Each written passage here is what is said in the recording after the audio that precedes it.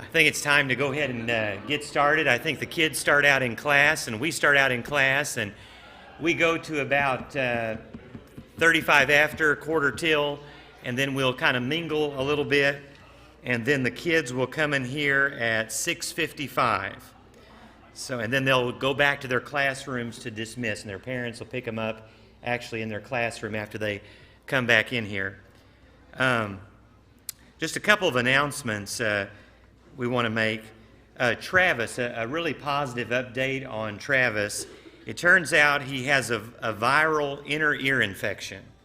And what they were seeing in the scans was some old brain trauma from prior to when he was born. It's not an issue, so he'll be released from the hospital, and it's very treatable, and everything looks good. Also, I don't know if you guys know the music's still on. Can you guys hear it? Yeah, whatever. And then,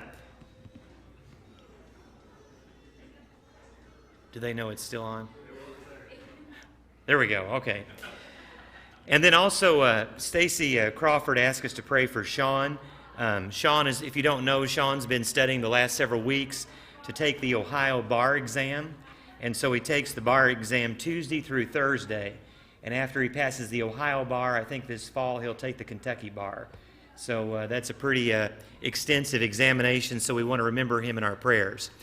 A couple of things about the Lord's Supper. If you were not here this morning and you need to take the Lord's Supper, the Lord's Supper is prepared in the kitchen.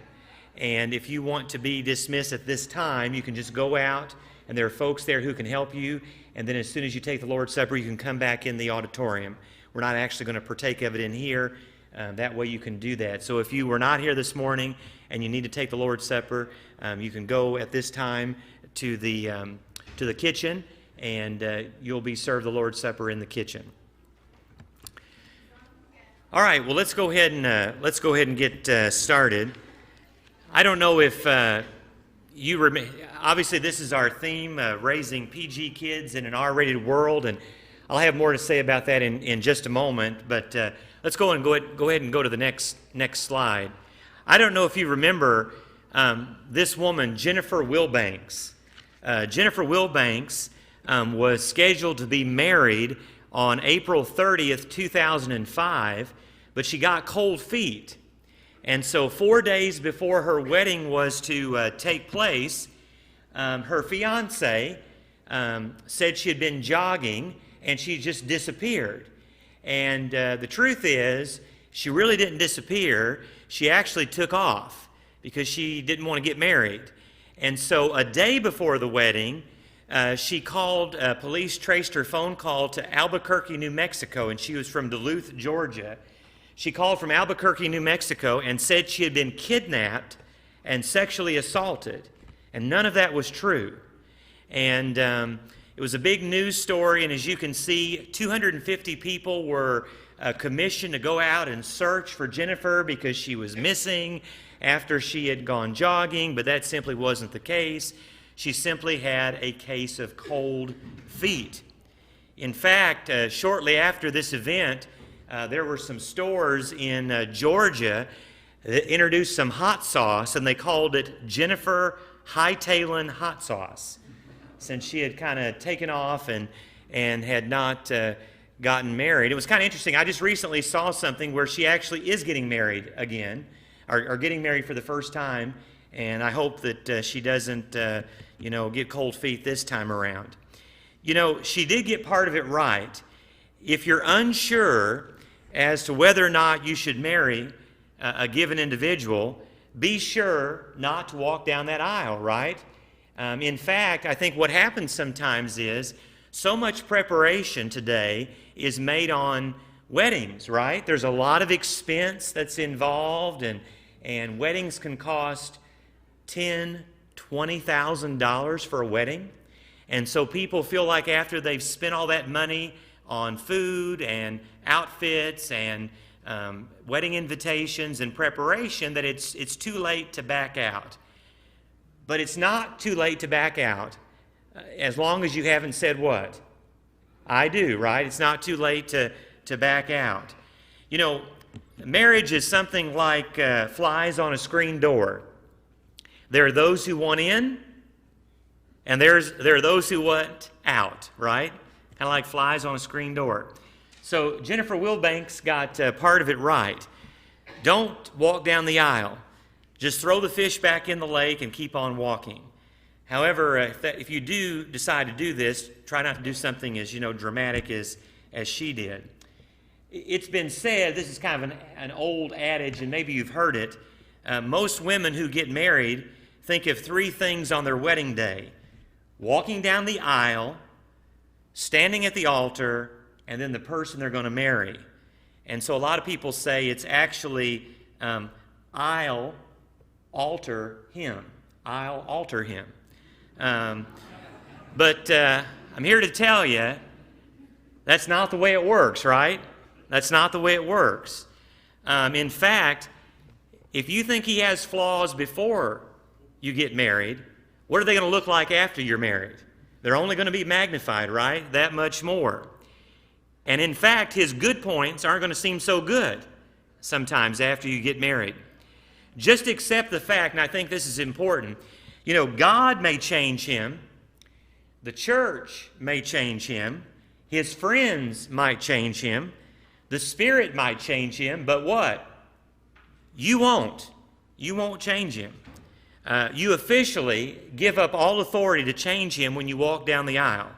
So if you have doubts, what? Don't do it, right? Don't get married. So what's the family going to look like in the future? It was kind of interesting. In Time magazine, June 24th, 2001, there was an article entitled "The Nuclear Family Goes Boom." And of course, that was about, 15 years ago that would have been written. And this is what the Time magazine article said about the future of the family and the future of marriage. It will be interracial, bisexual, divided by divorce, multiplied by remarriage. The concept of illegitimate children will vanish because the nuclear family will have vanished.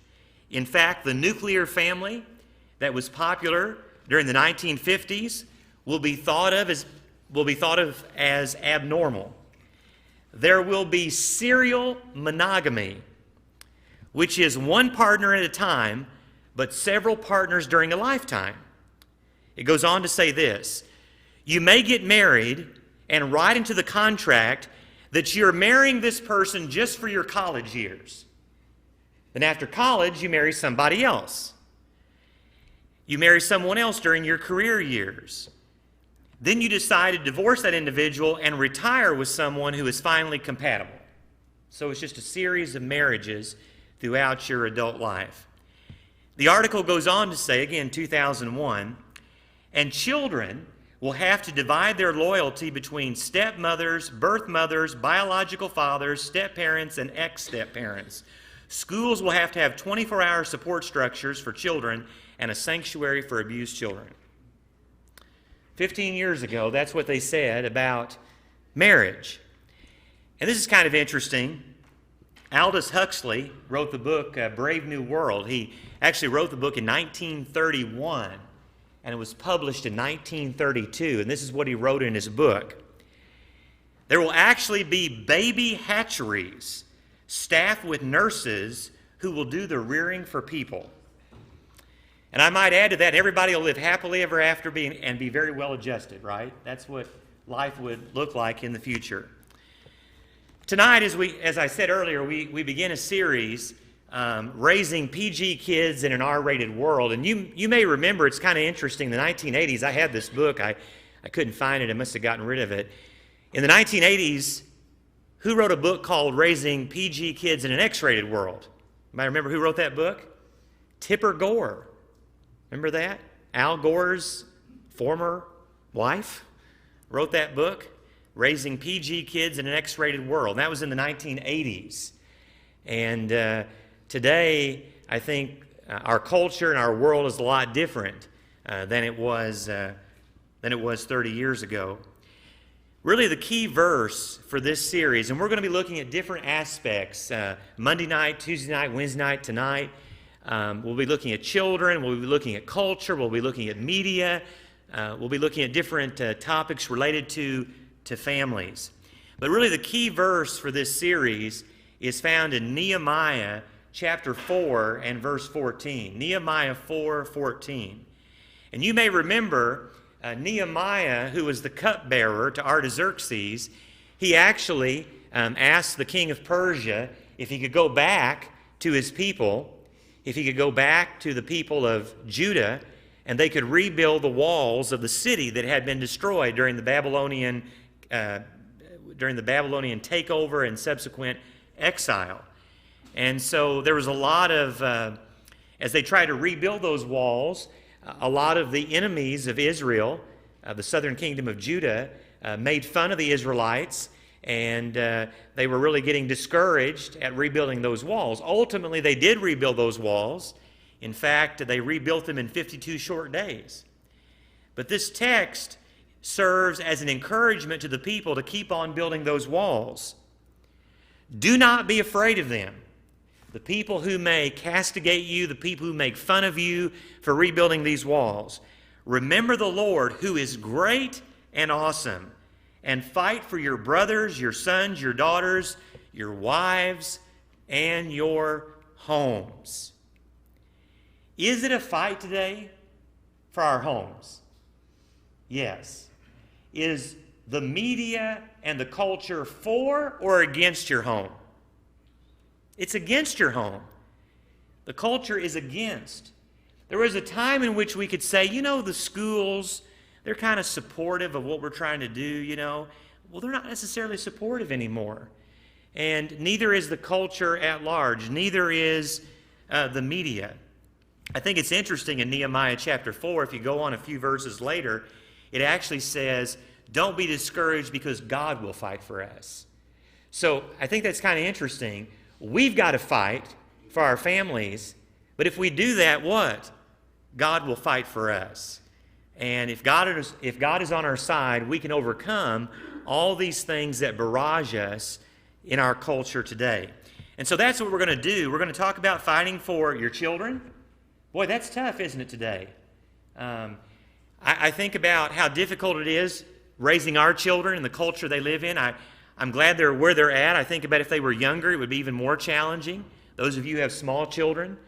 And then I think about our teenage boys one day when they have children of their own. And they're trying to raise them in a counterculture. And so we're going to talk about fighting for your children, fighting for your marriage, fighting for the strengthening of your family. And so tonight as we open up this discussion, we want to talk first of all about communication, right? Isn't that like first and foremost, right? Anytime you talk about relationships, whether it's with your children or with your spouse, you've got to talk about communication. And we're going to talk about husband and wife tonight because ultimately you're not going to be a real successful parent if you're not a successful what? Couple, right? You've got to be a successful couple. And then being the kind of parent you need to be oftentimes will flow from that. And so communication, as you know, has to do with the giving and receiving of messages. And communication is so important that we might understand each other. There are all kinds of stories about people who miscommunicate, like the person who said, I know you think you've understood what I've said, but you've not heard what I've meant. It's kind of interesting. On Friday, I had a manager in my office, and she was telling me, she said in her previous position, she had a manager, and she was talking about the sexes a little bit. She said he was a man, and she said, no offense to me, she said he was a man, and he thought he was communicating to the staff, but he really wasn't communicating to the staff. And she had to help him communicate. And so sometimes we think, we said it, but we didn't communicate it well. We spoke it, but we didn't communicate it. So there is a difference. One little girl, maybe you've heard this story, who said, my Sunday school teacher said that if I'm not more regular in attendance, she's going to drop me down the furnace. Well, The mother was aghast. She couldn't believe that a Sunday school teacher would say to her little girl that if you don't come more often, you're going to drop her into the furnace. Well, when she talked to the Sunday school teacher, she realized the teacher had actually said, if you're not here more often, I'll have to drop you from the register. She thought that meant the furnace, which is below the register. And so, obviously, communication is important. That was like a sponge joke. It took a while for that to soak in on some of you. I just saw like the after effect smiles. So, communication is important. The reason I'm speaking to you on it tonight is because it's important to communicate in order to love. Unless you allow someone else in your life and open your heart to them, unless there is a sense in which somebody knows all about you, the good, the bad, the ugly, and they accept you, nevertheless, unless you are not open, unless you are that open with that person, in a married relationship, you will not have love. You've got to have a marriage where you share the good, the bad, the ugly, and you still love each other and you have grace for each other. Hopefully your spouse knows things about you that none of the rest of us want to know, right? And you feel comfortable in that relationship. You can say anything to your partner. You can share information without fearing judgment. That's the kind of relationship that we need to have. It's not possible to love a stranger. You can have a sexual relationship with a stranger, but you cannot love a stranger. In a loving relationship, true love, true intimacy, you break down, we're going to talk about walls tonight, you break down the walls and you share your ugly self that you wouldn't want anybody else to know about. But your partner knows those kinds of things about you that nobody else knows. Your siblings don't know, your kids don't know, your parents don't know, your boss doesn't know, your coworkers don't know, but your spouse knows. And in spite of knowing those things about you, what? They still love you, right? That's what we're talking about. And so what people do, I think, in life is they have these walls, as we mentioned, and they put them in very firm foundations. And they dig these walls very, very deep. And I think it's very natural for us to do this. And they live within these walls. And they guard themselves from allowing people to enter inside those walls. Within those walls, they may experience depression, anger, or even some sort of an addiction. And so there's this outer persona, but then there's the real you, right? And so you think about that. Here at church, a lot of our relationships are a little bit surfacey, right? They're a little bit superficial. We say hello, how are you doing? We talk about our kids, we talk about things at school. But we don't know all your deep, dark secrets. But your spouse hopefully does. And they love you, and you love them. And you can share that kind of information with them, and that builds intimacy in a relationship. If in a relationship you put those walls up and you don't share that with your spouse, you're not going to have that deep, abiding relationship. You've got to be transparent. You've got to be open. And that's hard for us to do. And I'll speak as a man, it's hard for us as men to do that in particular. It's hard for us to break those walls down and let somebody in and see us for what we really are. Some of the things that we may not be proud of. Some of the things perhaps in our past. And so tonight we're going to talk about these walls, and with God's help we want to demolish these walls. Now we're not going to go into the entire story in Genesis where it all began, but I think we all know the story of Adam and Eve and how they sinned and the consequences of sin. And so I want to look at Genesis chapter 3, verses 7 through 12, and notice what the text says. Then the eyes of both of them were opened, and they knew that they were naked. And so they sewed fig leaves together and made themselves loincloths. And they heard the sound of the Lord walking in the garden in the cool of the day. And the man and his wife hid themselves from the presence of the Lord in the trees of the garden. But the Lord called out to man and said, "Where are you?" He said, "I heard the sound of you in the garden, and I was afraid, because I was naked, and I hid myself." He said, "Who told you that you were naked? Have you eaten of the tree which I commanded you not to eat?" The man said, "The woman who you gave to be with me, she gave me the tree of the fruit, and I ate." Then the Lord said to the woman, "What is this that you have done?" And the woman said, "The serpent deceived me, and I ate." And so, based on that, that's a great story about how intimacy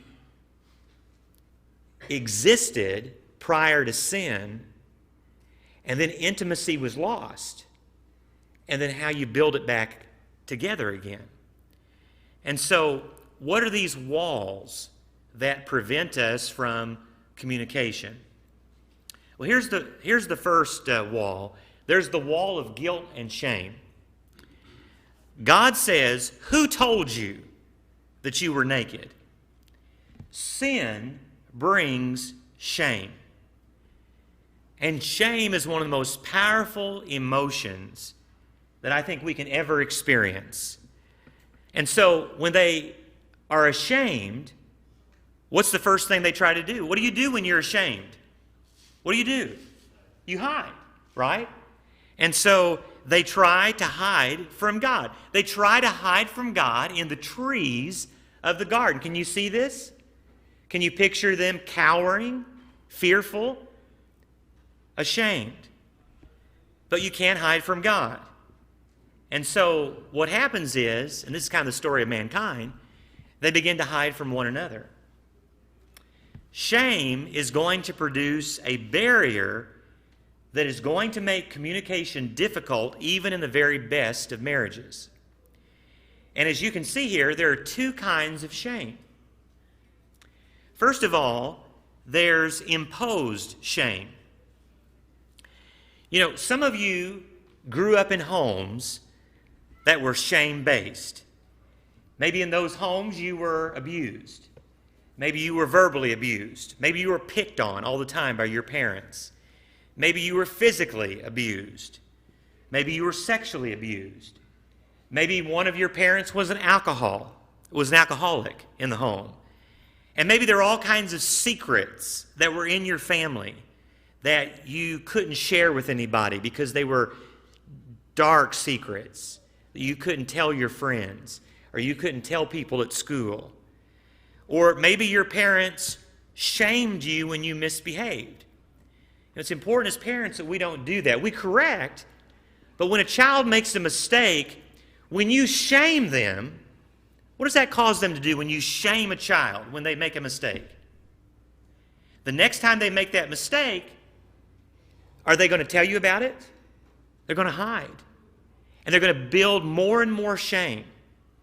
And so even when our children do things that just, make us really upset, and we can't understand why they did something like that, by throwing shame onto them, we just kind of perpetuate, in some ways, the wrongdoing. So that's imposed shame, and it drives children into secrecy when we shame them.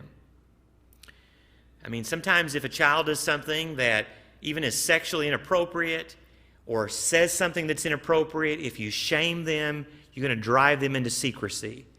And so it's important to expose that and correct that, but not to shame them. Secondly, there's actual shame. There is shame for which you and I are responsible because of all the things that we have done that we're rightfully ashamed of. You know the power of shame. I mean, could you imagine what would happen if all of our thoughts and all of our actions and all of our desires were public knowledge? If that were the case, none of us would be here tonight, right? We just wouldn't be here. We'd be too ashamed. And so, we'd run for the hills because of the shame. So that's the first barrier. Shame and guilt often create in a relationship a wall. We're going to talk about breaking down that wall. Secondly, the second barrier is fear. Fear. You'll notice what the man said in verse 10. I was afraid. I was naked and I hid myself. What was he afraid of? Well, when you do wrong, sometimes you're fearful that you'll be rejected, right? The fear of rejection, the fear of being exposed for what you really are, the fear of knowing that if people really knew who you were down deep, they'd be shocked and they wouldn't want to be your friend, right? And that kind of fear, tied in with shame, can be very deep, and in fact, it can be debilitating if we're not careful. So what do rejected people do? People who are fearful and they feel rejected, what do? Well, what's kind of weird is it's like this cycle. They actually create circumstances in which they will perpetuate the rejection. And all of us know people like that, and maybe you're that kind of a person. They are rejected, and they're angry, and so they say to themselves, I'm going to make sure that nobody ever likes me. That's how I feel about myself, and I'm going to perpetuate that. I'm going to make sure that no one accepts me and no one likes me. If they ever have a friend, they'll suck the life out of that friend until that friend finally says they have to what? Reject them, right? Because they're sucking the life out of them, right? And so they create these relationships. And then they'll say to themselves, see, you're just like everybody else. Nobody loves me. My parents didn't love me. And you're rejecting me too. Now, they may not audibly say that to another person, but that's what they think. And so they feel rejected, so people want to befriend them. They push them away, or they suck the life out of them. The person moves on, and they go, they're just like everybody else my entire life. Everybody leaves me. Nobody stays around with me. And so you have rejection. And then the third wall tonight that I think that we build is defensiveness or self-protection. I think this is really big. There are many different ways that we try to salve ourselves, or we try to self-protect. One of the ways that we do that to protect ourselves is we don't accept responsibility. We say that anything that we've done really isn't our fault, it's someone else's fault. We're always blaming someone else. In fact, if you're an addict, you'll actually get to the point where you'll not accept any responsibility for what you do. It'll be automatic. It's your employer's fault.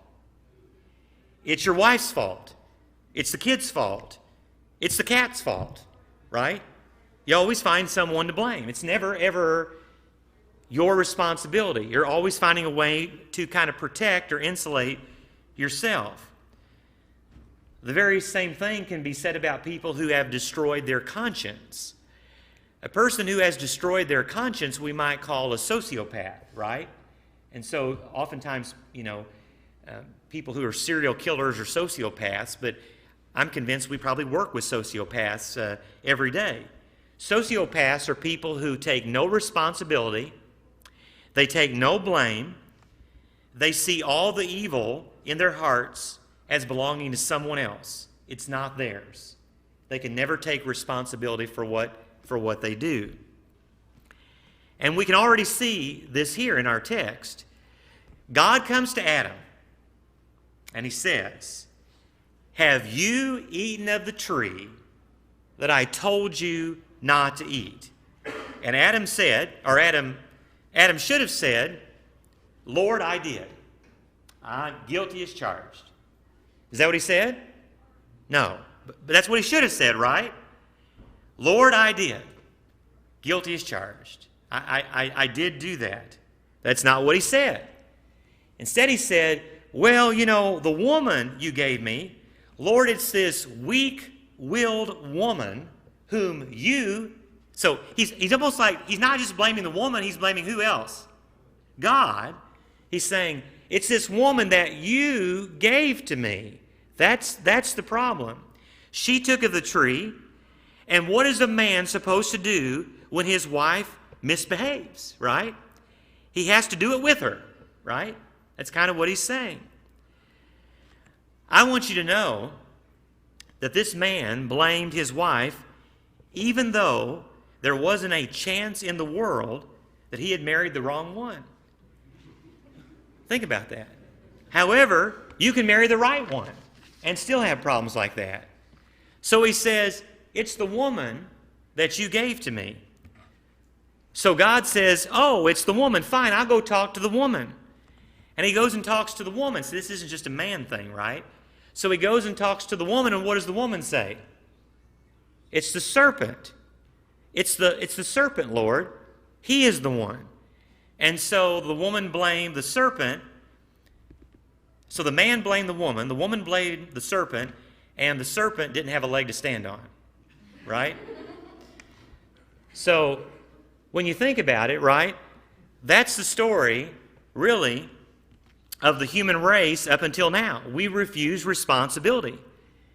We're very anxious to protect ourselves. We're probably that way at work sometimes, right? We're very anxious to protect ourselves. We tweak everything, and some people are dishonest.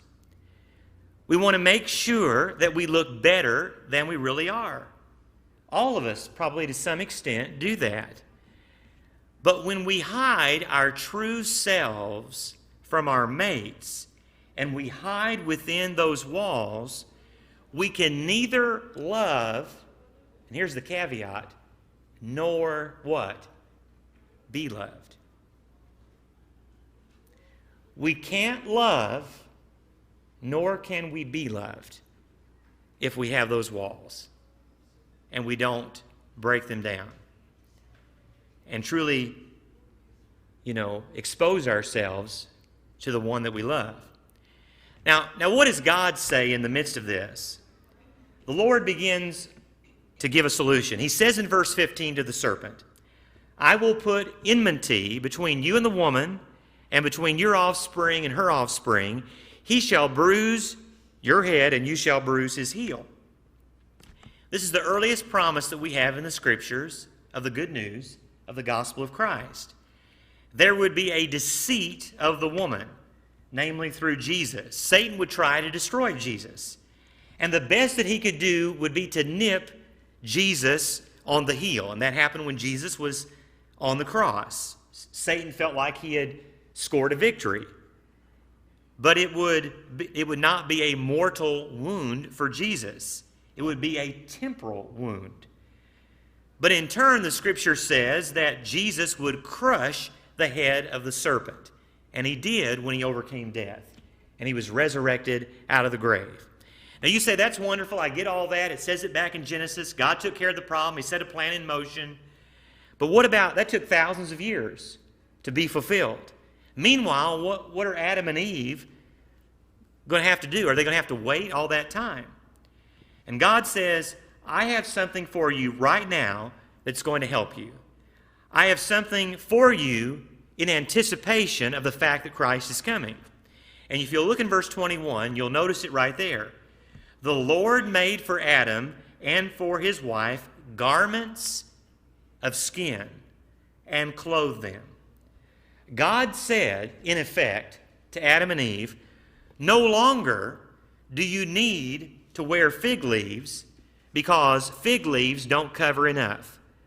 What you need are clothes to put on so that your shame is hidden and your shame is covered. God was saying, and I'll talk about this more in just a moment, God was saying, I've got you covered. All right? I know you're exposed, you feel shame, you feel fear, you have this defensive mechanism you've put up. I've got you covered. Those fig leaves won't do. I'll take care of this. And that's what, in effect, that was a prelude. That's what Jesus Christ does for us. He takes the shame that you and I experience, and he covers the shame. He takes the messy trails of our lives, and he brings a white snowfall to cover the trails and the ugly ruts that show the times we've fallen into the ditch.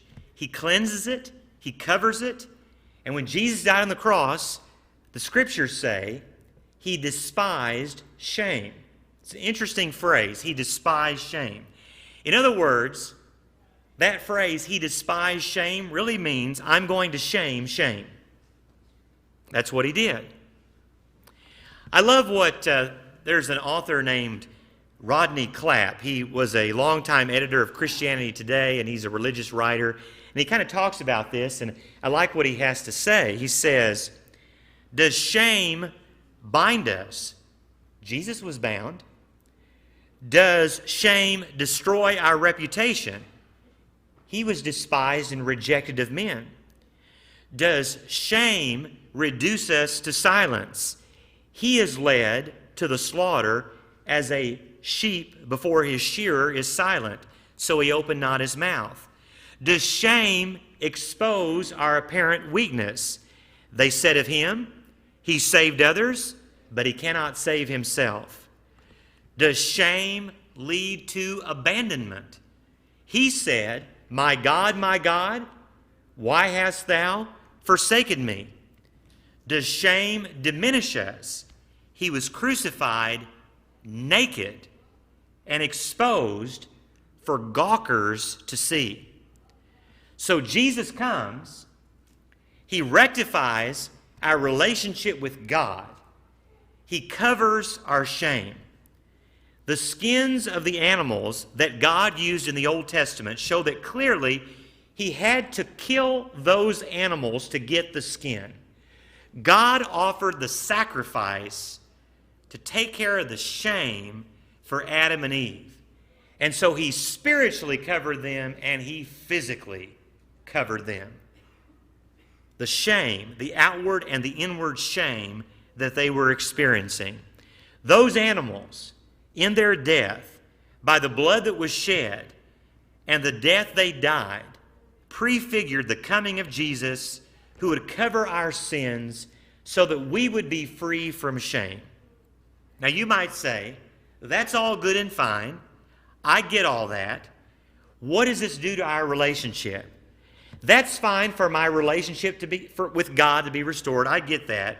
But how does that have anything to do with my relationship with my husband or my wife? Like one man said, if she really knew who I was, she'd leave me. Let me repeat that again. If she really knew who I was, she'd leave me.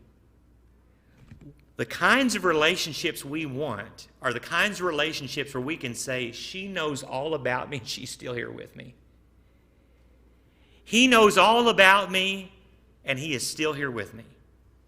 That's the kind of relationship that we want in our marriages. The forgiveness of God that enables us and gives us the strength and the enablement to create an environment where honest sharing in our relationships can take place. Again, Rodney Clapp, again, he's written some great things on this. He says this, the cross creates a community of people who are no longer afraid of being defined and destroyed by shame and can admit their failures and allow their neediness. The human heart is so filled with determination, self-will, self-protection, and self-justification. Who can possibly overcome all of that in our sinful hearts except God, by His Word and by the Spirit? And so it's important that we truly be real with our mate. And it starts on the honeymoon, right? You got to be real with your mate. And it continues on throughout the rest of your married life. And if you've been married for 5, 10, 15, 20, 30 years and the person you're married to, you realize, I've never really been real. We've not been real with each other. She doesn't know who I really am. He doesn't know who I really am. As long as that remains, there's going to be a wall. You got to break down that wall. That's the person you married. It's time to share what's on your heart. Now it's time it has to be in a way that's constructive and not destructive, but you've got to share and you've got to have that kind of relationship. You may remember I had this book. I think I still have it at home. Robert Fulghum wrote a book several years ago. Everything I ever wanted to learn about life, I learned in what? Kindergarten. Remember that book? I think that was written in the 80s too. Flashback, right? So in that book, I remember that book. It said, like, I learned to flush, things like that. Everything you learned in kindergarten, right? To share, Well, there's one section in that book. He says that when they were kids, they used to play in the leaves. And there were huge piles of leaves. And he said there was this one kid who always hid in such a way that nobody could ever find him. He said that we explained to him, there's something about hiding, there's something about being found, and you're not supposed to hide in such a way that nobody can ever find you. Right? I mean, think about that, right? When we play hide and seek as kids, you want to be a good hider, but you don't want to be such a good hider that nobody can ever find you, right? Because that's no fun. So Robert Fulghum says that when he was an adult, he was looking out the window one October and noticed these huge pile of leaves like he did when he was a child. And there was one kid who always hid in such a way that nobody could ever find him. And since that pile of leaves was so close to the window, he leaned out the window and shouted, "Kid, get found." The kid ran the leaves, started to cry, and ran all the way home. But here's the truism that comes from that story. You and I are alone. Nobody else is here except God. Who knows the real you? It's time in our marriage relationships that we get found, right? That we stop hiding in the proverbial leaves. It's time that we get found. Marriage is a place to be found. That's why you think about God's wisdom. Marriage, and the Pharisees, or rather the Sadducees said, how does it work in heaven with marriage and all that? And they gave Jesus a really goofy illustration to try to prove him wrong. And basically Jesus says, there isn't, marriage in heaven. Marriage is an earthly relationship. It's an earthly relationship to help build intimacy. The kind of intimacy that Adam and Eve had in that garden when they could walk in the garden with God. Marriage is a place to be found. It's a place to share struggles. It's a place to reveal our true selves. It's a place to saturate our partner with grace. Otherwise, we're going to have walls, and we're going to have barriers, and they will continue to choke out intimacy in our relationships.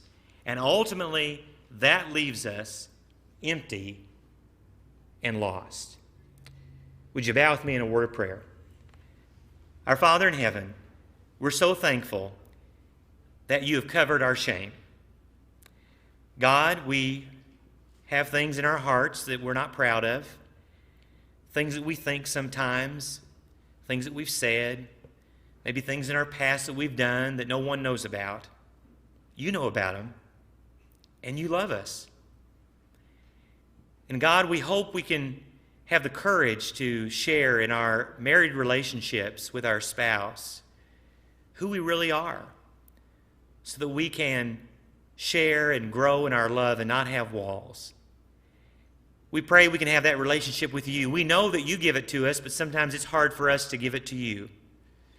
And we pray that we can do that. We pray for us this week, God, as we look at our relationships and we look at our families and we fight for our families and we try to be the kind of people that you would have us to be. We ask all these things in Jesus' name, amen.